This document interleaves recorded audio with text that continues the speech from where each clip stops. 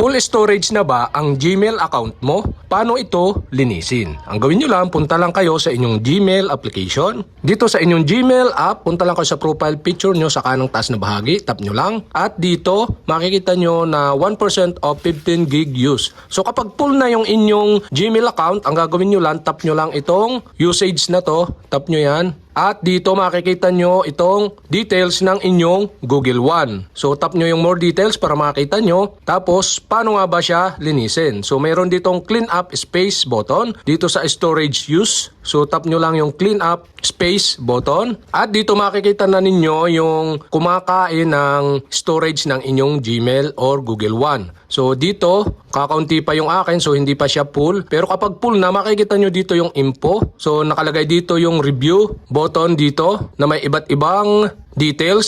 Sample yung email, spam email. Kung mayroon kayong mga photo or video, so nakalagay din dito. So mas magandang i-delete is yung mga photo or video dahil mas malaki ang storage na kinakain nito. Sample natin itong ating email. Tap nyo itong email nyo. Tapos dito makikita nyo yung mga email nyo na pwede nyong i-delete para malinis or lumuwag yung storage ng inyong Gmail. So sample natin itong mga email na to. Yan, tap nyo lang yung bilog sa may kaliwa. Tapos tap nyo yung delete dito sa kanang taas na bahagi.